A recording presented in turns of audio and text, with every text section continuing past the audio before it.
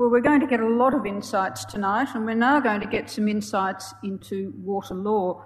Our next speaker, Professor Lee Godden, is the Director of the Centre for Resources, Energy and Environment at the University of Melbourne, and Lee knows a lot about the impact of climate change on water law. Please join me in welcoming Lee.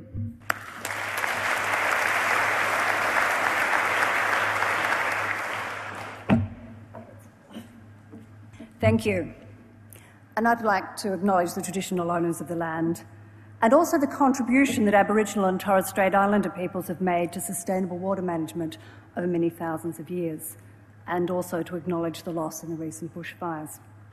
But turning to the water crisis, and I'd like to begin, as lawyers tend to do, with terminology.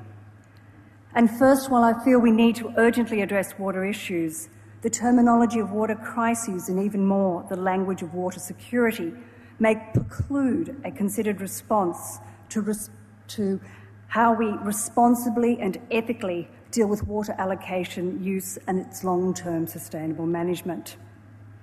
Major periods of water law and policy reform in Australia were initiated in periods of severe water shortage or, perversely, when flooding brought an oversupply. Clearly, the prospect of running out of water tends to focus attention. For example, here in Victoria, the major drought of the late 19th century saw the change from a predominantly common law system derived from well-watered England to a statutory regime initiated by the work of Alfred Deakin and associated royal commissioners. Arguably, the statutory regime that we set up for water allocation and management was one suited to the demands of a colony that was about to enter a major development phase, where the provision of water supplies and its infrastructure was a major factor in that development. A late 19th century economic stimulus package, if you like, because along with the drought, Victoria at that time was experiencing a financial recession. Thus, Victoria, in its urban and rural water law, policy and management, has used water, I would argue, as a preeminent development tool, whether in promoting rural irrigation soldier settlement or in shaping the urban form and character of Melbourne itself. And if we understand that water has been this development tool, then I would argue that we have locked into this institutional and public policy mode of thinking about water, and that it has been very hard to displace. Even recently, I would argue, urban water authorities have been relatively conservative in their reaction to changed demand and supply options. The focus remains on technological solutions and the identification of new sources of water supply, with only limited attention being given to demand management.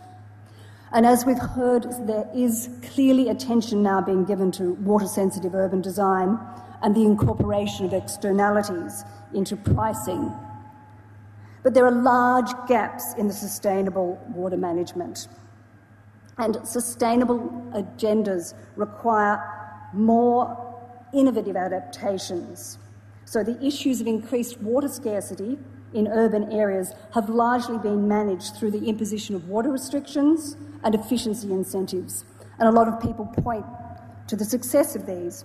But I would argue that the emphasis has shifted yet again to supply-side solutions, such as large infrastructure projects for Australia's cities. Yet, as other speakers have demonstrated, the imperatives of the current situation are such that we urgently need to rethink that approach, given the combination of severe drought, climate change impacts, and the financial downturn. Law can play a role here. So I turn to consider legal aspects of sustainable water management and then some wider considerations about water planning. And I want to introduce an idea of a public trust in water. The vesting of water resources in the Crown was a major outcome of the Royal Commission that saw Victoria's first comprehensive water legislation appear and the introduction of major Melbourne water supply and drainage projects that set Victoria and Melbourne up as the Garden State. Basically, a statutory vesting, while the Australian High Court has not been entirely definitive, effectively means that ultimate ownership of water legally rests with the Crown or state. And we have case law here in Victoria that confirms that effect. So when we turn to the Water Act here in Victoria, under Section 7, the Water Act states, "The Crown has the right to the use, flow and control of all the water in a waterway and all groundwater." Importantly now, that vesting in the Crown is subject to this. Despite anything to the contrary in this or any other act, a right to water must not be conferred on another person, a licence for taking or use of water must not be issued, or an approval must not be given for works unless regard is had to the need to maintain the environmental water reserve. I would argue that the effect of this legislation creates a public trust where governments manage water in the public interest with an explicit focus on environmental protection and integrity. Further, I want to suggest a differentiation that is familiar to lawyers, and that is that the executive arm of government, our state government if you like, can be regarded as a different entity to the Crown. The Crown has a broader connotation of sovereignty of the people and its welfare and governance. And my argument is that if we want to rethink approaches to water at an institutional and public policy level, then this concept of the vesting in the Crown as a public trust for managing water is a very useful one. And I would argue it suggests that executive governments with short-term policy cycles as drivers need to be aware of trust responsibilities and longer-term horizons. Their period of managing water needs to take into account wider conceptions of the public interest. In a moment, I will examine how environmental law can assist in articulating what might comprise such a public interest. But before doing so, I want to briefly discuss what it might mean to have this vesting in the Crown in a broader public interest sense. Water crises, and indeed the language of water security for cities, I suggest has seen the short-term policy imperatives take precedence. And this can be manifested in, I think, a lack of serious consideration and effective exploration of recycled water options, stormwater harvesting until quite recently, and distributed water such as rainwater tanks. And I would argue that what it's seen as is really a neglect of a lot of demand management in a more comprehensive way than the focus on household water use. Now, clearly, governments faced with urgent crises understandably feel the need to respond, typically by the provision of large-scale water infrastructure, a legacy of thinking that has origins, I suggest, in that 19th century development stimulus package concept. Yet what has been an important component of recent water law and policy reforms, such as the National Water Initiative, is an emphasis on water planning, on assessing the condition of our water resources, establishing priorities such as environmental water reserves, and in seeking to manage risks such as climate change to water sustainability.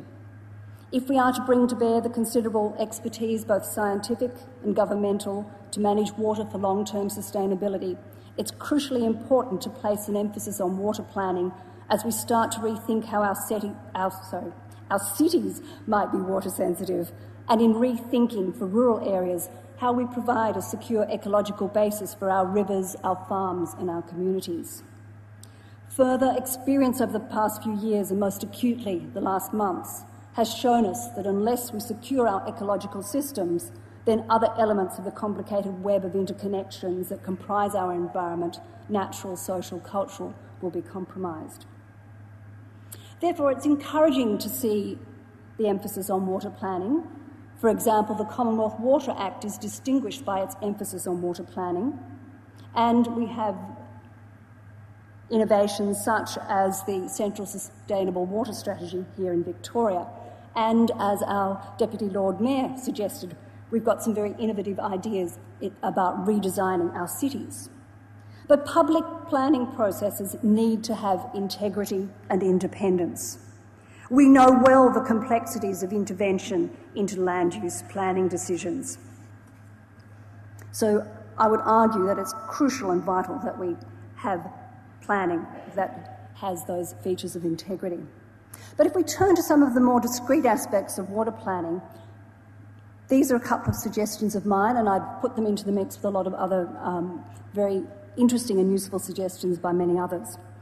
Firstly, I think we need to integrate decisions about water and water use with a lot of other forms of land use management. Now, that might be in agricultural areas, or it might be, as Greg suggested, in relation to managing our urban landscapes.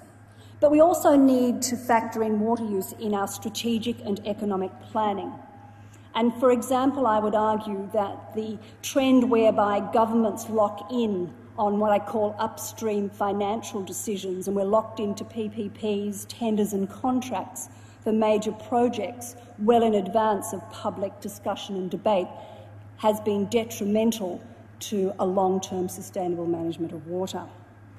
Where we do have transparent processes in relation to, for example, environmental impact assessment, then I would argue that cumulative water use implications should be a major and mandatory consideration in all environmental impact assessment and project development control decisions, with intersections with energy and greenhouse gas emissions, as Greg also suggested. Further, we need to develop more discrete, sustainable criteria to guide the broad discretions that typically operate in water laws. So we have, for example, a ministerial power to qualify water in particular circumstances. Those discretions need to be put in the context of criteria to reflect robust water planning outcomes. If we turn to urban planning laws and building codes, then these need to reflect more acutely adaptive water management practices, especially those elements that would facilitate recycled water use and distributed water systems, not just in outer suburban greenfield development, but inner city redevelopments. The garden roofs are only going to be realised if we can reform our planning laws as well. We're putting huge public funds in the water planning process. We need to ensure these are not eroded by short-term contingencies. And the other matter that I want to turn to is one that Lauren touched on. And as I stand in the centre of this major metropolitan area, then I think it behoves us to treat cities like Melbourne not as an isolated element in the landscape. A city must be seen as existing in a wider region and not just a funnel of resources in and out. Australia's capital cities developed as part of that development emphasis that I suggested earlier, and the colonial demands of primary production and an export-oriented culture. Historical and recent patterns have reinforced their predominance. In large measure, the physical structure of urban water supply still reflects this approach. Water shapes city form, as it still does in a myriad ways in the 21st century. Most importantly also, it shaped critical aspects of the interaction of capital cities with rural areas by continuing a trend whereby resources, including water, were drawn from the rural hinterland and externalities, arguably, were visited upon rural areas. By contrast, I would argue city dwellers need to see themselves as situated in an interface within a region with a responsibility for intra- and intergenerational equity in the allocation, distribution and managing of water across that region. And as Lauren so effectively portrayed for you, the idea of embedded water in our food is one that should give us pause and allow us to think about those interactions. So thus, even in the food we eat, we urgently need to constructively adapt our systems and our social capacity to manage water. An important component will be understanding the way in which our institutions and community practices are driven by integral but often unacknowledged assumptions. An emphasis on the growth paradigm that suggests that we are running out of water and facing water security problems may not allow the creative thinking that will be necessary to deal with this issue. We will not be able to endlessly pull water out as the ecological stimulus package and development tool that we've used water for in the past.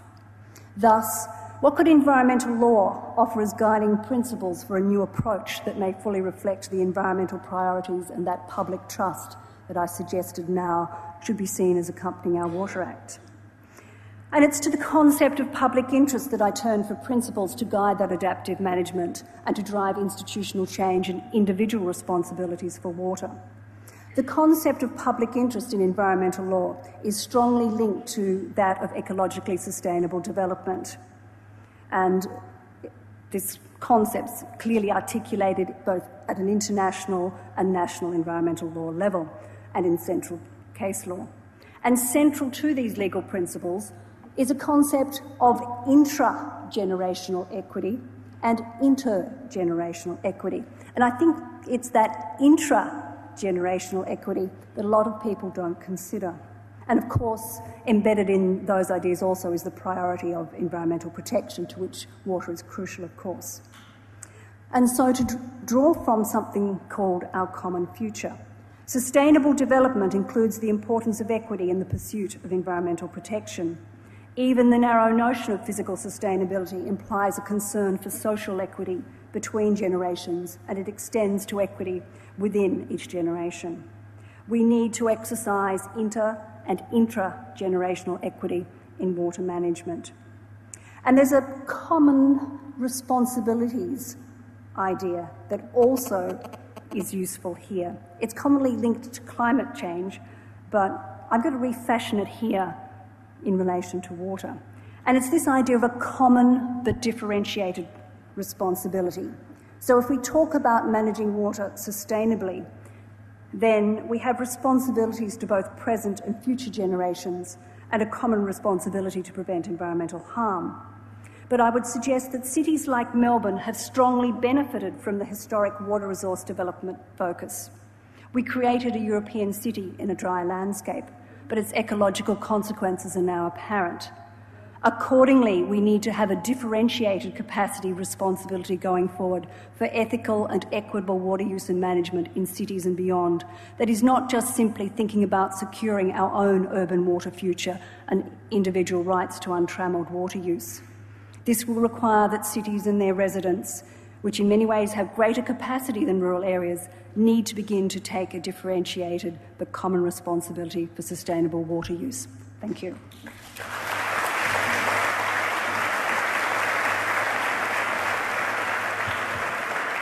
Thank you, Lee, and thank you very much for those ideas.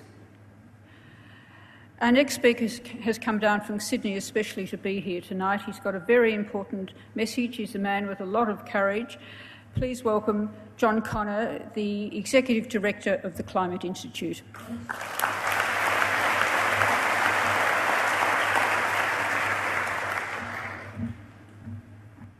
Thank you, Helen, and good evening, citizens of Melbourne.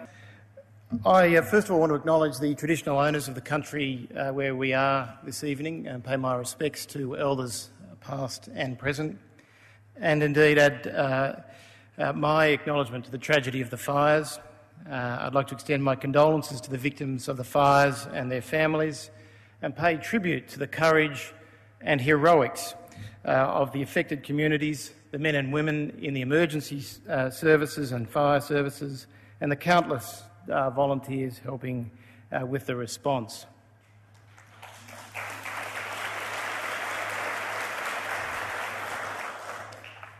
Once again, we are reminded of the awesome ability of humanity to bond together at a time of crisis. As well as extraordinary support across Australia, supports come from Indonesia, the US, New Zealand, and many other countries.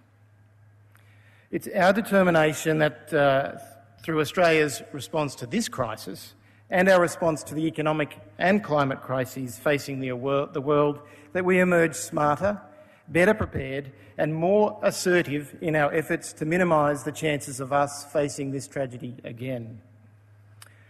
Whilst tonight's discussion focuses on water, it's impossible not also to talk of fire.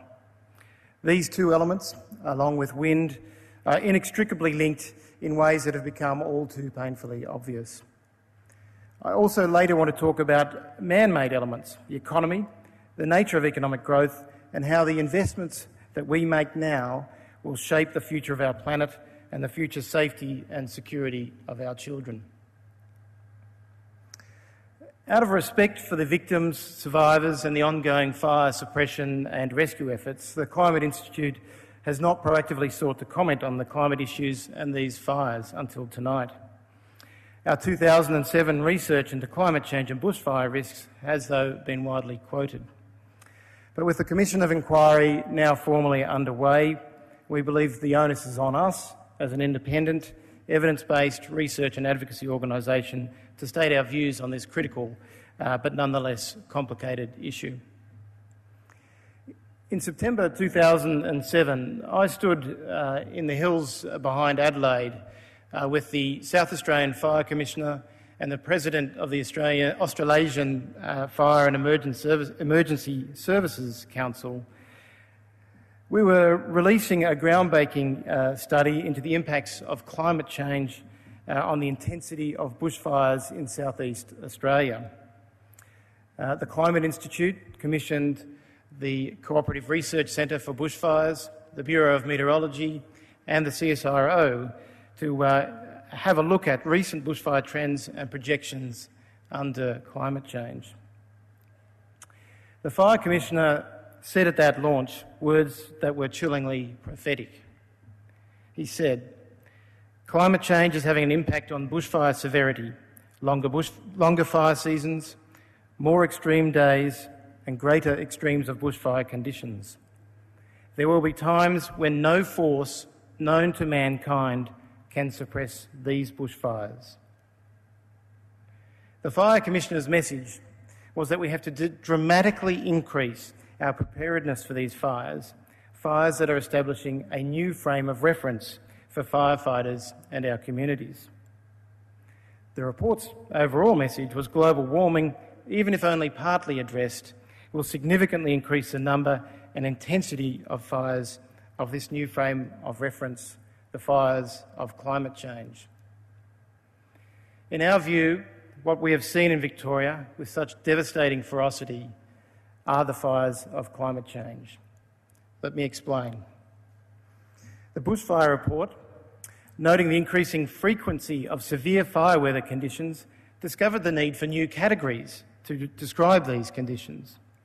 To make sense of their results, the experts added very extreme and catastrophic wedges to those very familiar semicircle charts of fire weather danger that you see when you drive around rural areas. The reality is that for firefighters and for rural communities, that the rules that applied in the past for fighting and surviving bushfires have changed forever because of our warming planet. One of the recommendations we'll be making to the Commission is that we formalise this new reality with at least one extra level beyond the current upper limit of extreme.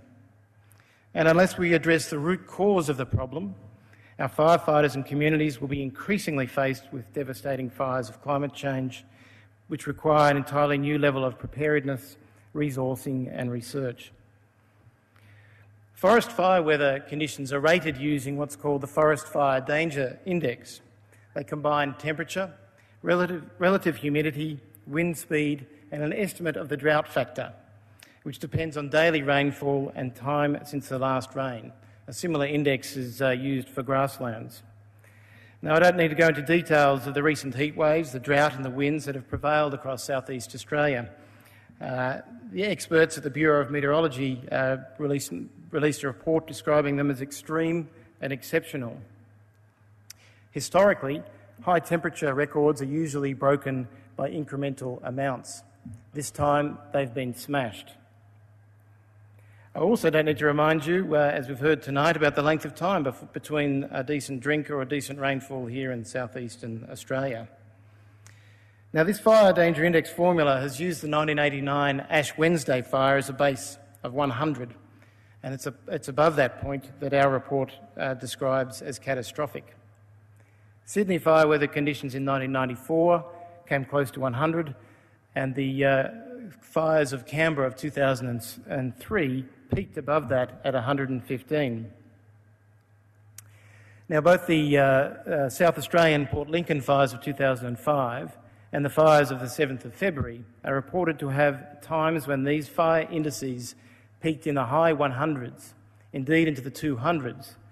And for the Melbourne fires, I've even seen reports of a 300 fire danger index. This isn't just a doubling or tripling. This is an exponential increase in the levels of danger of these fires.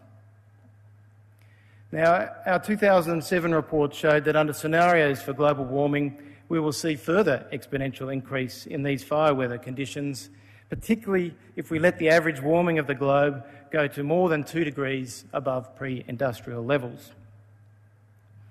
CSIRO estimated that a world of a 3-degree increase by 2050, catastrophic fire conditions which haven't been experienced in Bendigo might occur every 8 years. Melbourne Airport might experience these conditions once in every 30 years now, but they'd get them every 2 years. Mildura, which experiences these conditions once every 8 years, could get them every year. Every year. CSIRO projections were that if we stopped global carbon pollution today, that we'd have around about a 2% increase in total fire risks for Australia.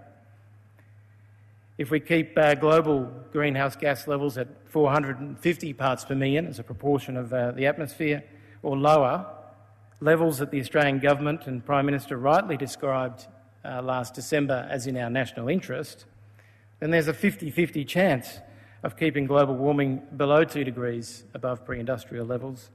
Under this scenario, the total fire risk increases could be limited to around 5%.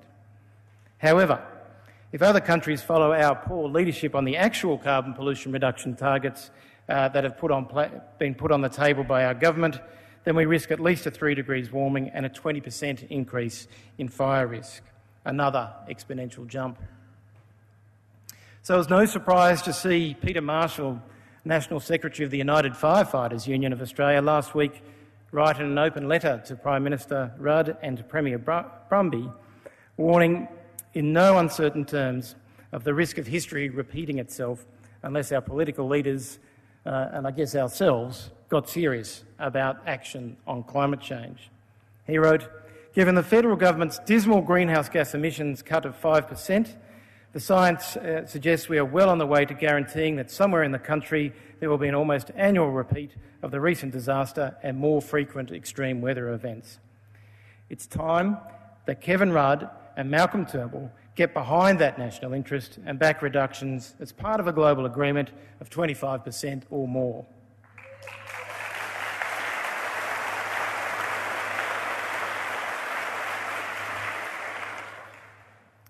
It is a cruel paradox that while our emergency services here have been battling raging infernos in Victoria, their colleagues in Queensland have been rescuing people from floods as 2/3 of the state is submerged in water. Damage bill there is estimated at $200 million or more. The mid-north coast of New South Wales is now also battling floods, and the previously drought-ravaged Burke is now declared a natural disaster zone, receiving 2/3 of its annual rainfall in just 15 hours. In Victoria, compared with the human toll, the economic loss pales into insignificance. But it is expected to exceed $500 million, and the cost to the wider economy could be up to $2 billion when damage to agriculture and public infrastructure is taken into account. The Garneau report, the final one, says that while some areas of Australia are expected to suffer worsening drought, others will have increased rainfall. These changes in rainfall can lead to much larger changes in stream flows and major implications for water supplies in our cities and towns. And we know that Perth and indeed Melbourne have had significant drops. Climate change is not just about warmer weather. Climate change is about wilder weather. Climate change costs, climate change kills. Of course, taking action on climate change costs. Our polluting industries have been very effective at reminding us of that.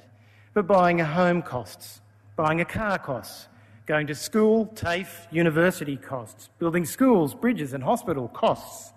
These costs are investments if they are linked to future benefits. So as our government and others look to boost investment through stimulus packages, it's vital that we're investing both in our climate and economic security. For Australia, this means in investing in modernising and cleaning up our economy, which is amongst the most polluting and inefficient in the developed world. This week, UN Chief Ban Ki-moon and Al Gore implored governments not to remain rusted onto the inefficient, polluting practices of the past. They said, the spending must help catapult the world economy into the 21st century. Yes, please. Not perpetuate the dying industries and bad habits of yesteryear. Continuing to pour trillions of dollars into carbon-based infrastructure and fossil fuel subsidies would be like investing in subprime real estate all over again, they said. Thanks, Al. Thanks, Ben. Look, it's time our political leaders wake up to the real and devastating impacts of our costs of climate change, but also to the huge opportunities. We should not invest in building a low-carbon economy despite the state of the global economy, but because of it. Final page. As Ban Ki-moon and Al Gore point out, a low-carbon economy is not an option but a necessity for recharging their economies and creating jobs.